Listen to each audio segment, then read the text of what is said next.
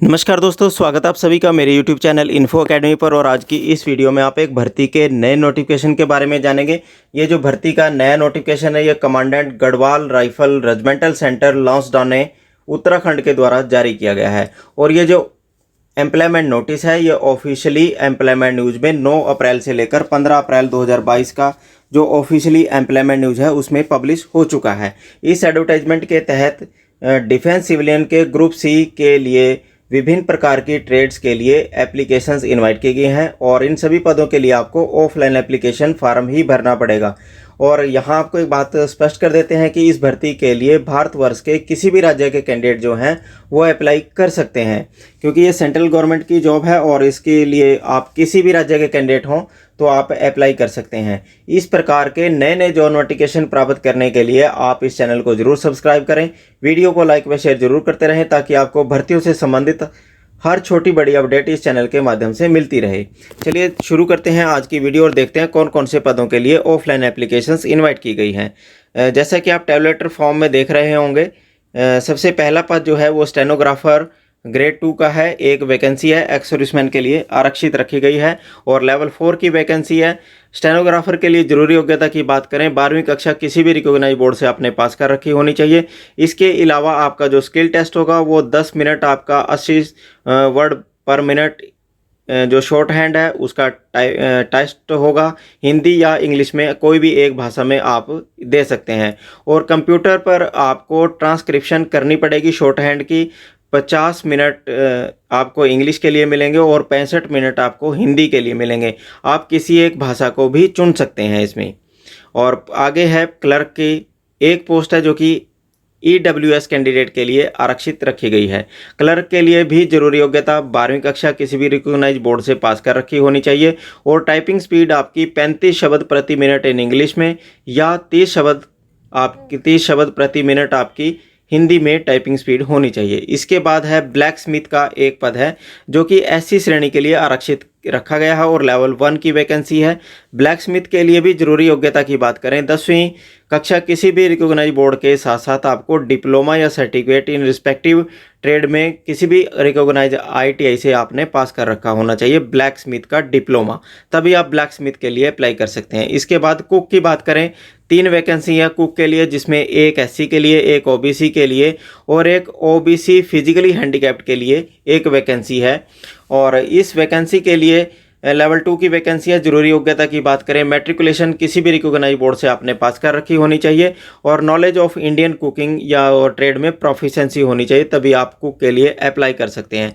Boot maker का एक पद है जो कि ST के लिए आरक्षित रखा गया और लेवल 2 की वैकेंसी है बूट मेकर के लिए जरूरी योग्यता की बात करें, मैट्रिकुलेशन किसी भी रिकॉग्नाइज बोर्ड से आपने पास कर रखी होनी चाहिए और इसके अलावा आपको कन्वास टेक्सटाइल और लेदर रिपेयर का या replacement of equipments and boots का आपका कार्य आना चाहिए, तभी आप अप्लाई कर सकते हैं।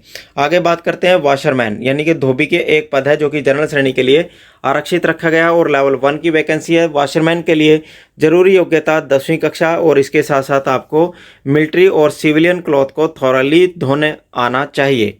बार्बर के 2 पद हैं, एक जनरल श्रेणी के लिए और एक SC के लिए है। लेवल 1 की वैकेंसी है। जरूरी योग्यता की बात करें, मैट्रिकुलेशन पास आपने किसी भी रिकॉग्नाइज बोर्ड से आपने पास कर रखी होनी चाहिए और बार्बर की ट्रेड में आपको जो प्रोफिशिएंसी है, निपुणता है, वो होनी चाहिए। स्वीपर के भी 2 पद हैं, एक जनरल श्रेणी के लिए और एक SC श्रेणी के लिए आरक्षित रखा गया है। स्वीपर यानी कि सफाई वाला, लेवल 1 की वैकेंसी है और जरूरी योग्यता 10वीं कक्षा किसी भी रिकॉग्नाइज बोर्ड से पास कर रखी होनी चाहिए। रेंज चौकीदार की एक वैकेंसी है जो कि जनरल श्रेणी के लिए आरक्षित रखी गई है और लेवल 1 की वैकेंसी है। जरूरी योग्यता मैट्रिकुलेशन किसी भी रिकॉग्नाइज बोर्ड से आपने पास कर रखी होनी चाहिए। आगे देख लेते हैं कि इन भर्तियों के लिए जो निर्देश दिए गए हैं वो किस प्रकार से हैं। सबसे पहले निर्देश में बताया गया है कि लास्ट डेट इस भर्ती की आपको क्या रहेगी, 3 वीक आपको डेट ऑफ एडवर्टाइजमेंट से आपको 3 सप्ताह का समय मिला है। 3 सप्ताह के अंदर अंदर आपको अप्लाई करना होगा।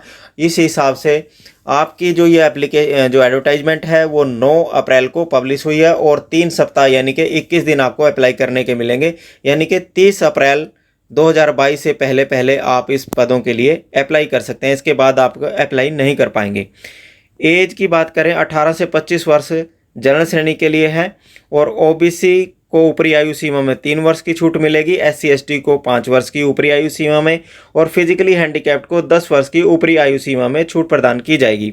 इस भर्ती के लिए आपने जो फार्म अप्लाई करना है, फार्म आपको इससे अगली वीडियो में आपको मिल जाएगा और फार्म का लिंक भी उससे अगली वीडियो में जो फार्म की वीडियो आएगी उसमें दिए गए एक लिंक से आप फार्म को डाउनलोड करके अप्लाई कर पाएंगे।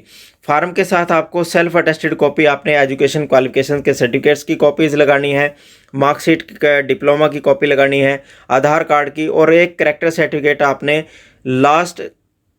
जो आपने लास्ट अटेंड की है स्कूल या कॉलेज वहाँ से आपने लेना है और एक किसी भी गेस्टेड ऑफिसर से आपने कैरेक्टर सर्टिफिकेट जरूर लगाने हैं। डोमिसाइल सर्टिफिकेट आपने लगाना है, कास्ट सर्टिफिकेट लगाना है और EWS सर्टिफिकेट, जो भी EWS श्रेणी के लिए अप्लाई करेगा उन्हें EWS का सर्टिफिकेट जरूर लगाना है और एक्स सर्विसमैन कैंडिडेट के लिए पेंशन पेमेंट ऑर्डर लगाना अनिवार्य है। इस प्रकार आप इन सभी पदों के लिए अप्लाई कर सकते हैं। अप्लाई करने के लिए आपको अपना आपने जो एप्लीकेशन फार्म है वो केवल और केवल रजिस्टर्ड डाक के माध्यम से ही आप अपना एप्लीकेशन फार्म भेज पाएंगे। जो एप्लीकेशन फार्म को भेजने का पता है द कमांडेंट ब्रैकेट में appointing authority the Garhwal rifle regimental centre Lansdowne district Pauri Garhwal Uttarakhand, pin code है 246155 के पते पर आपने इन सभी पदों के लिए यदि आप अप्लाई करना चाहते हैं तो रजिस्टर्ड पोस्ट के माध्यम से आप अपना ऑफलाइन एप्लीकेशन फार्म भर सकते हैं। ये और कोई अन्य माध्यम नहीं है जिसके माध्यम से आप अपना एप्लीकेशन फार्म भर पाएंगे। इस प्रकार आप इन सभी पदों के लिए ऑफलाइन एप्लीकेशन फार्म ही भर सकते हैं। यदि आप सभी पदों के लिए एलिजिबल हैं तो सभी पदों के लिए आपको अलग अलग एप्लीकेशन फार्म भरना होगा। एप्लीकेशन फार्म जिस पते पर आपने भेजना है वो आप एक बार इस एडवर्टाइजमेंट के डिस्क्रिप्शन बॉक्स में भी आपने को लिखा हुआ मिल जाएगा, वहाँ से भी आप नोट कर सकते हैं। इस प्रकार के नए नए जॉब नोटिफिकेशन प्राप्त करने के लिए आप चैनल को जरूर सब्सक्राइब कर लें, वीडियो को लाइक व शेयर जरूर करते रहें ताकि आपको भर्तियों से संबंधित हर छोटी बड़ी अपडेट इस चैनल के माध्यम से मिलती रहे। धन्यवाद।